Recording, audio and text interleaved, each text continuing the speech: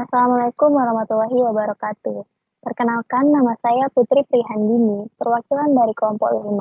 Di sini, kelompok 5 akan membahas tentang konsep pelayanan publik, yang anggotanya yaitu Zita Inka Putri Mahira, lalu Laras Hayuning Astuti, selanjutnya Septria Rosa, selanjutnya Putri Prihandini yaitu saya sendiri, lalu Lili Resta Septiana, dan Aulia Triananda.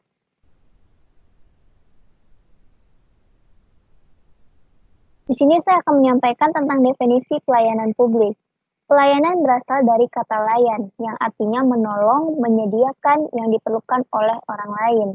Lalu istilah publik berasal dari bahasa Inggris yaitu public, yang berarti umum, masyarakat, dan negara. Pelayanan publik yaitu instansi yang memberikan pelayanan kepada masyarakat yang berkepentingan untuk mendapatkan pelayanan baik dalam bentuk barang maupun bentuk jasa publik. Nah, di sini ada hakikat pelayanan publik. Yang pertama, transparansi. Transparansi itu artinya terbuka. Selanjutnya, akuntabilitas. Akuntabilitas ini yaitu bertanggung jawab atas keberhasilan maupun kegagalan dalam pelayanan. Lalu kondisional, yaitu sesuai dengan kondisi dan harus bersikap sopan dan ramah di kondisi apapun. Selanjutnya, partisipatif. Partisipatif ini yaitu pelayan harus bersikap partisipasi. Selanjutnya, kesamaan hak, dan yang terakhir, keseimbangan hak dan kewajiban. Selanjutnya akan kita bahas klasifikasi pelayanan publik. Yang pertama, business service. Business service ini menyangkut pelayanan terhadap konsultasi, perbankan, keuangan, dan lain-lain. Lalu selanjutnya, trade service. Trade service ini menyangkut pelayanan terhadap penjualan, perlengkapan, dan perbaikan. Nah, yang ketiga, infrastruktur service. Infrastruktur service ini menyangkut pelayanan terhadap komunikasi dan transportasi. Lalu, social and personal service.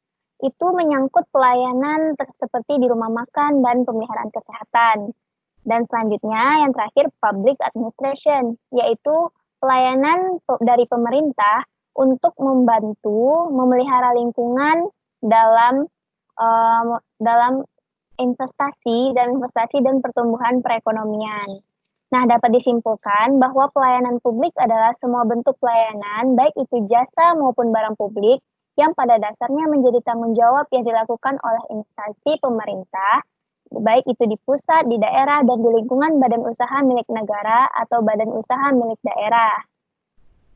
Selanjutnya kita masuk ke prinsip-prinsip pelayanan publik. Nah, pada prinsip-prinsip pelayanan publik ini, saya akan membahasnya dan akan menyampaikan hasil diskusi dari kelompok 5 dari video pemicu yang telah kami lihat di iLearn. Nah, yaitu yang pertama prinsipnya adalah terjadwal. Mengapa terjadwal? Di dalam video tersebut, bahwa pelayan menyampaikan jadwal buka dan tutup instansinya kepada pelanggan.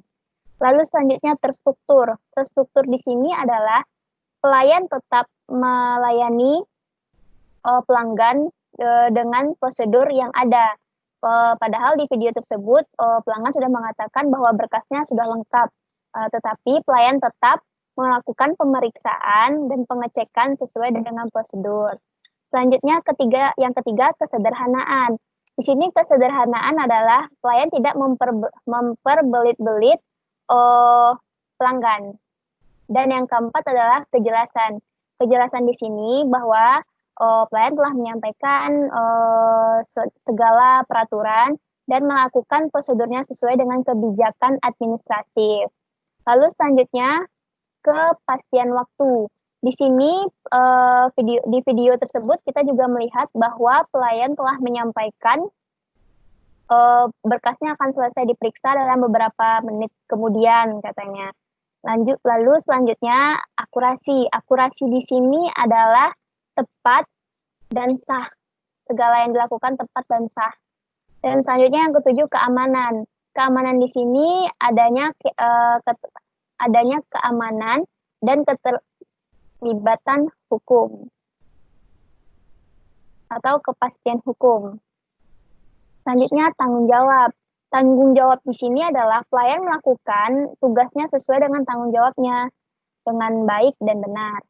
Yang ke-9, kelengkapan sarana dan prasarana. Pada video tampak ada alat-alat elektronik dan juga dia memanfaatkan alat telekomunikasi. Lalu selanjutnya itu kemudahan akses. Kemudahan akses yaitu instansi terletak dekat dengan masyarakat atau mudah dicapai oleh masyarakat dan juga tersedianya sarana dan prasarana yang lengkap dan juga memanfaatkan alat telekomunikasi dan elektronik yang ada. Selanjutnya adalah kedisiplinan, kesopanan, dan keramahan. Nah, ini tampak pada video pemicu bahwa pelayan melakukan disiplin, yaitu dia menjelaskan waktu tutup dan bukanya instansi, lalu sopan menghadapi pelanggan walaupun pelanggannya tetap mendesak, dan ramah melayani dengan tenang dan senyuman. Lalu yang terakhir yaitu kenyamanan. Di sini kita tampak di video tersebut tampak bahwa ruangannya rapi, bersih, sehingga pelayan memberikan pelayanannya dengan baik dan itu akan meningkatkan kualitas pelayanan di suatu instansi.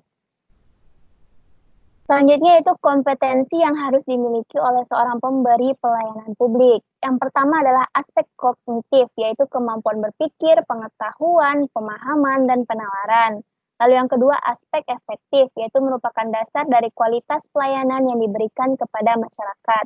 Yang ketiga, aspek psikomotorik, merupakan kemampuan yang menyangkut kegiatan dan difokuskan pada proses tingkah laku. Baiklah, sekian hasil diskusi dari kelompok 5 yang telah saya sampaikan sebagai perwakilan. Apabila ada salah, saya mohon maaf. Assalamualaikum warahmatullahi wabarakatuh.